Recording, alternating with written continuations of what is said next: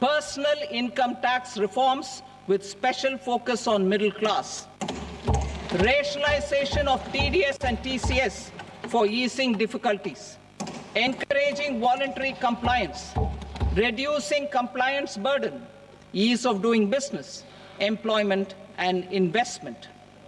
I will come to my proposal on personal income tax towards the end. TDS and TCS, rationalization for easing difficulties. I propose to rationalize tax deduction at source, TDS, by reducing the number of rates and thresholds above which TDS is deducted. Further, threshold amounts for tax deduction will be increased for better clarity and uniformity. The limit for tax deduction on interest for senior citizens is being doubled from the present 50,000 rupees to 1 lakh rupees.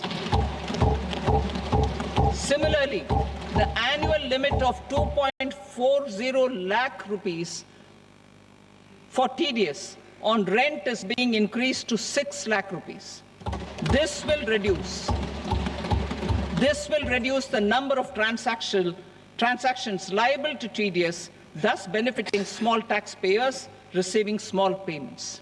The threshold to collect tax at source, the TCS, on remittances under RBI's liberalized remittance scheme, the LRS, is proposed to be increased from 7 lakh to 10 lakhs. I also propose to remove TCS on remittances for education purposes, where such remittances is out of a loan taken from a specified financial institution. Both TDS and TCS are being applied on any transaction related to sale of goods. To prevent such compliance difficulties, I propose to omit the TCS. I also propose that the provisions of the higher TDS deduction will now apply only in non-PAN cases. In July 2024, the delay for payment of TDS up to the due date of filing statement was decriminalized. I propose to provide the same relaxation to TCS provisions as well. The government under the leadership of Prime Minister Modi believes in Sabka Saath, Sabka Vikas, Sabka Vishwas and Sabka Prayas. In line with this, we brought in updated return facility in 2022 for voluntary compliance by taxpayers who had omitted to report their correct income. Our trust in taxpayers was proved right. Nearly 90 lakh taxpayers voluntarily updated their incomes by paying additional tax. Taking this trust further, I now propose to extend the time limit to file updated returns for any assessment year from the current limit of 2 years to 4 years. I propose to reduce the compliance burden for small charitable trusts and institutions by increasing their period of registration from 5 years to 10 years. It is also proposed that disproportionate consequences do not arise for minor defaults such as incomplete applications filed by charitable entities. Presently, taxpayers can claim the annual value of self-occupied properties as nil only on the fulfillment of certain conditions. Considering the difficulties faced by taxpayers, it is proposed to allow the benefit of 2 such self-occupied properties without any condition. To streamline the process of transfer pricing and to provide an alternative to yearly examination, I propose to introduce a scheme for determining arm's length price of international transaction for a block period of 3 years. This will be in line with global best practices. With a view to reduce litigation and provide certainty in international taxation, the scope of safe harbor rules is being expanded. A number of senior and very senior citizens have very old national savings schemes accounts.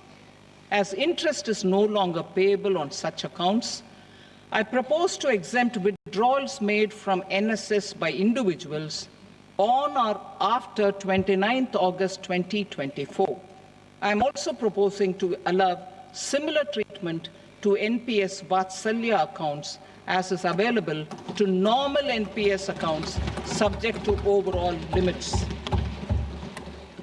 In my speech in July 2024, I had promised that all processes, including giving effect to appellate orders, shall be digitalized and made paperless over the next 2 years.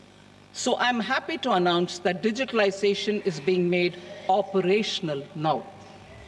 In July 2024, we brought in the Vivad Se Vishwas scheme to resolve income tax disputes pending in appeal. The scheme has received a great response, with nearly 33,000 taxpayers having availed of the scheme to settle their disputes. I have a few proposals to promote investment and employment. It is proposed to provide a presumptive taxation regime for non-residents who provide services to a resident company that is establishing or operating an electronics manufacturing facility. I further propose to introduce a safe harbor for tax certainty for non-residents who store components for supply to specified electronics manufacturing units. Presently, the tonnage tax scheme is available only to sea-going ships. The benefits of existing tonnage tax scheme are proposed to be extended to inland vessels registered under the Indian Vessels Act 2021 to promote inland water transport in the country. Extension for incorporation of startups. We continue to support the Indian startup ecosystem. I propose to extend the period of incorporation by 5 years to allow the benefit available to startups which are incorporated before 1/4/2030.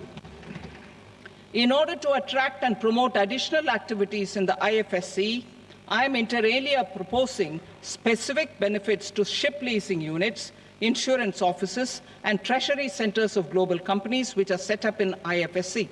Further, to claim benefits, the cutoff date for commencement in IFSC has also been extended by 5 years to 31/3/2030.